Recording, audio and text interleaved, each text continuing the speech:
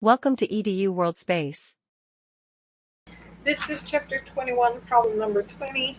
We have two charges hanging from a cord. Q1 equals capital Q, and the angle that it makes with the vertical is Q1, theta 1, pardon me. And then the second charge is called Q2 is twice the first one, and the angle that it makes with vertical is theta 2. So the length of the cords are equal to each other. The mass of the first one is M1, and the mass of the second sphere is M2. Now, in part A, we're given the fact that if the masses are equal to each other, then what is the ratio of theta 1 to theta 2? In order to figure this out, we need to draw the free body diagram. Let's draw the free body diagram on the first sphere. There is gravitational force F sub g, and there is tension in the cord, and there is the electric force that is pushing the first sphere away from the second one because the sign of their charges are the same, so there's a repulsion, electrical repulsion going on between the two.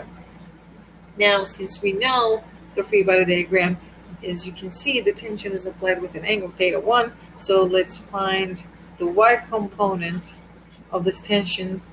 So this angle is also theta 1, then Ty is going to be T cosine theta 1, and the x component of this tension is going to be T sub x, T times sine theta 1.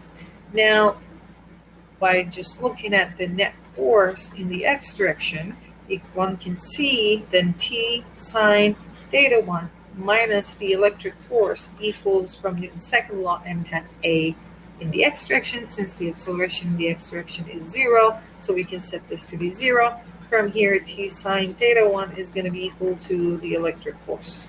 All right. Now, if we look at the net force in the y direction, T cosine theta 1 minus F sub g then is going to be equal to 0 because the charge is in equilibrium. And the reason why we have negative here is because F sub g is in the negative y direction, and the reason why we have negative in front of the electric force is because F sub e is in the negative x direction. So then from here, T cosine theta 1 equals F sub g.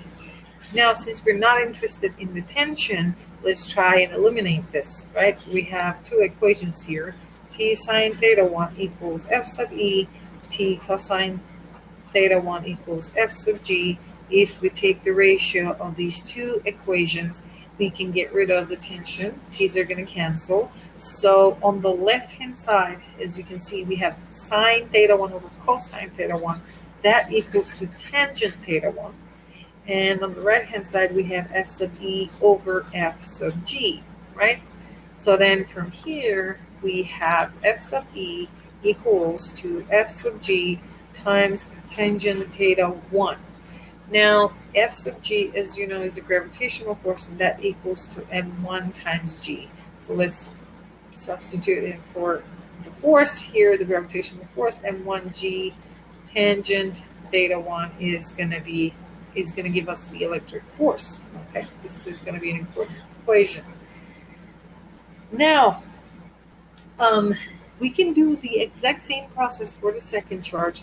Then we can get to the conclusion of m2g this time, tangent theta 2 is going to give us the electric force, since the electric force is the same for both in magnitude, right? In direction, it's the opposite, but in magnitude, the electric force is the same. So everything is pretty much going to move from there, and you're going to get to this conclusion of the electric force being equal to m2g tangent theta 2. If you see, well, if you pay attention, like we said, the electric force is equal to each other in each case. So then the right-hand sides are going to be equal to each other too. From here, m1g tangent theta 1 has to be equal to m2g tangent theta 2.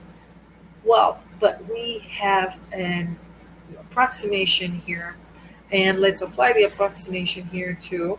So if your theta 1 is really small and theta 2 is really small, then instead of, well, tangent theta 1 is going to be close to the actual value of theta 1, so that we can say the same for the second angle. So it's almost theta 2. So if we rewrite these equations, so the electric force is going to be, for the first case, m1g theta 1, and Fe equals m2g theta 2. Okay? So let's just erase the tangents then, because it's going to simplify our problem a lot. So it's going to be m1g theta 1. Let me put theta 1 here closer. So we have theta 1 and theta 2. Now, remember, we were given m1 equals m2 equals m.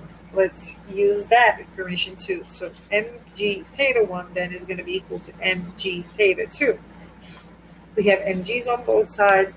Then we got the ratio, right? Then theta 1 over theta 2 is going to be equal to 1. All right, this concludes part A. Now, if we come to part B, this time we're given m1 equals m. However, m2 equals 2m. Then what will be the ratio of theta 1 over theta 2? So going back to these two equations, remember this equation. m1g theta 1 equals m2g theta 2. This doesn't change, right? This is a general equation. All we need to do is plug in m for m1, mg theta 1. Then is going to be for m2, we have 2mg theta 2, right? So g's are going to cancel, m's are going to cancel. From here, then we have theta 1 over theta 2. We're going to find it to be 2. So this is the answer to part B. Now, when it comes to part C, what we're asked to estimate the distance between the spheres in each case. Okay? So let's look at what we have now. In each case, in the sense that, when mass m1 equals m2 equals m, and then the other case, let's call this case 1, and there's another case where m1 is 1m, m2 is 2m's, right? So let's look at the case 1 first. In the case 1, we said theta 1 equals theta 2, remember? These are L. Now, we're going to assume, the distance, let's call the distance between the spheres to be a d, okay? So then, in order to find this distance d, how can we write it if theta 1 and theta 2 are really small? So what we can do is we can say d equals L times, like a slice of pizza, right? L times theta 1 plus theta 2 then equals to this d, almost, right? So remember, in case 1, we have found theta 1 equals theta 2. So then let's rewrite d equals L equals theta 1 plus theta 1, right? Instead of theta 2, I put theta 1 because of this equality that we found, because we had found the ratio to be 1, if you remember. And now what we have is d equals 2L theta 1, right? From here, if we isolate theta 1, then it equals to d over 2L. All right. Now, let's remember our equation here. Remember these two equations? So electric force equals m1g theta 1. Electric force equals m1g theta 1. Well, in our case, m1 is m. mg theta 1 is d over 2L. And on the left-hand side, we have the electric force that is equal to kq 2q over the distance between the two. We called it a d, so it's going to be d squared. Well, we have mg d over 2L equals to k to q squared over d squared.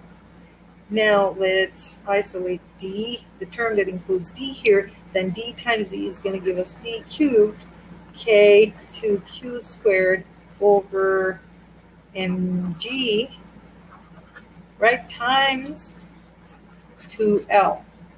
All right, on a new page. Then d cubed is going to be equal to k 4q squared L over mg.